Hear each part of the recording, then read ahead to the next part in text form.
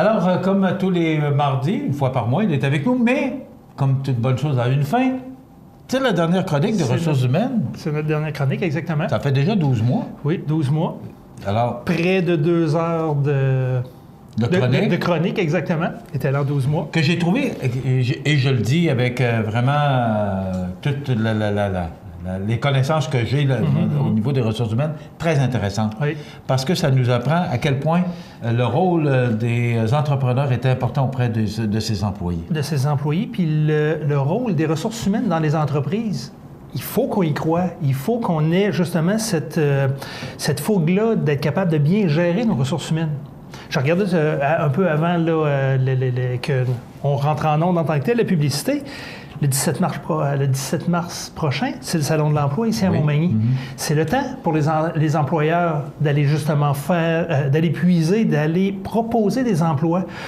Si on n'a pas besoin de main-d'œuvre présentement, on peut rester en veille pour justement risquer d'avoir des bons candidats qui peuvent se pointer, justement. Il y a des candidats qui cherchent des emplois dans la région. Il y en a qui viennent de la région, qui viennent de Lévis, de Québec, qui voudraient probablement venir investir ici à Montmagny ou à Lillet. Mais par contre, si on n'offre rien, on n'aura pas. C'est un peu comme à la pêche. Mettre rien au bout de son hameçon, là, on ne pognera pas de poisson. Ou pas mettre d'hameçon au bout de sa ligne, on ne prendra rien. Mais d'aller justement afficher des postes sur des événements comme il va y avoir le 17 mars prochain, justement, ici à Montmagny, à Loiselière, pour dire, bien, chez nous, on a besoin de main-d'œuvre ou on risque d'avoir besoin de main-d'œuvre. Donc, mais il y a une pénurie de main-d'œuvre actuellement sur le territoire. Oui, il y a une pénurie de main-d'œuvre, effectivement. Qui est vraiment criante, là. Exactement. Mais il va y avoir beaucoup d'entreprises qui vont utiliser, il y a des environnements. Bon, JobBoom, c'est des sites intéressants. Emploi Québec est un site qui est le guichet d'emploi d'Emploi Québec est un site qui est très intéressant pour faire du recrutement. Des organismes comme le CAR, c'est des organismes Carrefour Jeunesse Emploi qui sont établis dans le milieu puis qui sont à même de référer des jeunes. Donc, ça devient des passerelles intéressantes pour justement promouvoir des offres d'emploi. Puis à partir du moment où on a des offres d'emploi à promouvoir en tant que telles, on démontre le dynamisme d'une région. Puis si la région est intéressante et dynamique, bien là, il y a un intérêt qui va se créer. Bon, à Montmagny, il y a de la job. Bon, on appelle les amis, puis on va les postuler. Et ça amène du monde ici chez nous. Et ça amène du monde, exactement. Il y a des très belles entreprises dans la région, là. Oui. Des entreprises de pointe qui donnent des salaires très intéressants, très concurrentiels à ce qui se donne en ville, là, en tant que tel. Puis considérant que le coût de la vie est un peu plus bas ici qu'à Lévis ou à Québec, il fait juste prendre le prix des terrains. Prendre le prix des terrains à Montmagny et Lillet versus Lévis-Québec. Donc, venir se bâtir en région, il y a un problème aussi, c'est qu'on en a parlé d'ailleurs avec le conseil municipal, particulièrement de Lillette, parce qu'il y a des beaux fleurons d'entreprises chez nous, malheureusement, on ne les connaît pas ou peu. Très peu. Et les gens, si nous, le monde des médias, on connaît moins ces entreprises-là, imaginons-nous les gens de l'extérieur. De l'extérieur. Donc, je pense que les entreprises ont aussi intérêt à travailler, à se faire connaître. Exactement. Ils ont tout à gagner à, justement, se faire voir dans des événements comme ça. Si on fait un retour sur... parce que, bon, c'est la dernière chronique de ressources humaines, un tour de roue sur l'importance de bien gérer ses ressources humaines. Bien oui, exactement. Donc, le sujet que je t'ai proposé cette semaine, entre autres choses, c'est justement de revenir sur ce qu'on avait parlé. Tu sais, l'importance. Là, je parle justement du Salon de l'emploi. On a on a un emploi à afficher. Mais il faut qu'on connaisse très bien son besoin. Qu'est-ce qu'on a à offrir? C'est quoi les tâches, les rôles, les responsabilités? Il faut qu'on soit capable de bien décortiquer une description d'emploi. Ça, c'est dans les premières chroniques, je t'avais parlé justement des descriptions d'emploi, l'importance de description d'emploi. Cet outil-là, parce qu'on parle vraiment d'outils, ça devient l'élément qui va accueillir notre nouveau travailleur, qui va le guider aussi dans ses tâches et le travail qu'il a à faire. Ça devient aussi un élément qui est intéressant pour être capable d'évaluer en période de probation. Deuxième rencontre qu'on avait eue, on avait parlé justement de la probation. Donc, la période de temps qu'on va donner à un employé pour être capable de se familiariser dans son environnement de travail et aussi la période de temps qu'on va se donner pour être capable d'évaluer cet employé-là dans son environnement de travail.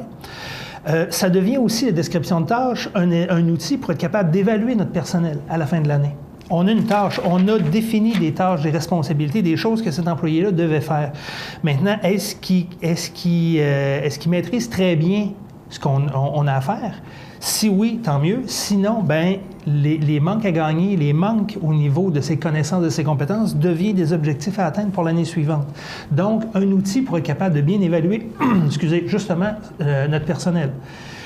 Avec cette description de tâches-là, comme on a parlé, puis je reviens souvent avec mes clients, tout le volet de l'équité interne, l'équité salariale, puis le maintien de l'équité salariale. C'est l'outil primordial pour être capable d'évaluer les catégories d'emploi. On a à tort trop souvent évalué les employés pour être capable de leur donner le salaire. Donc, on s'est basé sur l'individu pour fixer un salaire.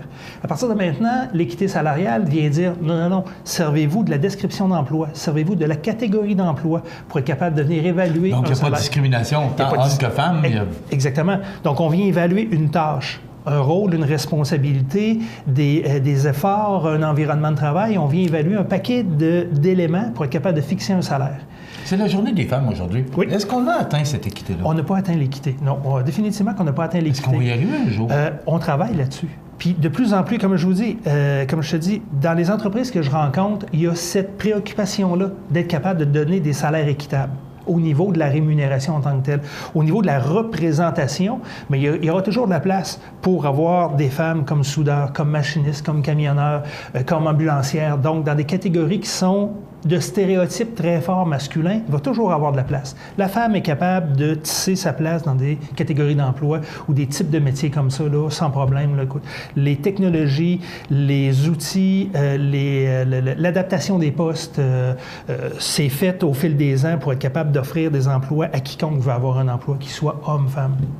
Dernier point, parce que je voudrais qu'on parle un peu de JFP Management, la formation pour permettre un développement des compétences, mais aussi un développement de l'expertise de l'entreprise. Effectivement. Donc, je trouve ce point-là très important. Très important, exactement. Je te disais tout à l'heure, avec la description de tâches, on sait ce qu'on veut faire à nos employés. Maintenant, quand on les passe en entrevue, ils ont des éléments qui vont faire en sorte qu'on va les choisir. Ils ont des points forts, mais ils ont probablement peut-être de petites lacunes. Donc, ces lacunes-là, il faut qu'on soit capable de les combler. On peut pas combler une lacune d'un employé en engageant un autre employé pour faire ce poste-là. Donc, vaut mieux bâtir sur un employé en entreprise puis lui donner de la formation. De un, ça va améliorer justement la fidélité de cet employé-là parce qu'on le reconnaît, on l'apprécie, on lui donne une formation ou on lui paie une formation.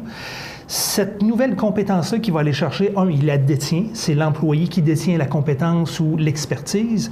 Par contre, si notre employé est heureux chez nous, bien, il va être en mesure de la transférer à l'entreprise. C'est là qu'on va être en mesure de bâtir ou de faire grandir notre entreprise, justement, sur les compétences et les expertises de nos employés. Jean-François, comme c'est notre dernière chronique, moi, j'aimerais ça que tu nous présentes un peu JFP Management. Bien, JFP Management, ça existe depuis 2008. Donc, c'est issu de la concertation de différents individus. Bon, j'ai été 13 ans directeur d'un Carrefour Jeunesse Emploi. Donc, j'ai été dans l'employabilité de 96 à 2008. Puis, on a tissé des liens, des relations, des contacts. Puis, grâce à ces contacts-là, bien, ça m'a permis d'être capable de mettre à jour l'entreprise ou le travail que je fais présentement comme travailleur autonome. Donc, je fais du développement organisationnel. Je travaille dans les entreprises pour être capable de les aider à faire des diagnostics au niveau des ressources humaines, être capable de venir valider, vérifier, bâtir des outils pour ces entreprises-là. Un petit peu ce qu'on a fait depuis les 12 derniers mois. Donc, des descriptions de tâches, des échelles salariales, faire des processus d'équité salariale, faire des réflexions stratégiques. Donc, être capable de prendre le temps de réfléchir dans l'entreprise où on veut aller dans les 5 prochaines années, dans les 10 prochaines années. Être capable de développer des plans d'action. Donc, JFP Management, ça touche à tout ce qui est ressources humaines. Ça touche à tout ce qui touche l'humain dans l'entreprise. Autant au niveau de sa formation, de son évaluation, de son encadrement que de l'organisation, justement, du travail global. Si donc, consultant, conseiller. Consultant, conseiller. Exactement, c'est ça. Jean-François, merci d'avoir été avec nous, de nous avoir fait confiance. Oui. Merci beaucoup. Merci d'avoir fait confiance. 241, pardon, 6083, je n'étais pas loin. Oui, exactement. 241 6083 JFP Management. Merci Jean-François d'avoir été avec nous. Ça a été un plaisir. Aussi. Moi, j'ai appris beaucoup. Un plaisir partagé. Oui, merci. Jean-François Pelletier. À compter de la semaine prochaine, on va changer, on s'en va dans l'immobilier. On va avoir des chroniques sur l'immobilier. Alors, on va apprendre comment vendre une maison et il y a bien des choses à apprendre là-dedans. Donc, c'est à compter de la semaine prochaine. C'est avec Jacques Cossette. Alors, voilà la suite des choses. Eh oui. Alors, merci beaucoup, Jean-François Pelletier de GFP Management. N'oubliez pas cet homme-là parce que moi, je pense qu'on a appris beaucoup au cours de la dernière année. 241-6083. 241-6083. Un nom à retenir, GFP Management.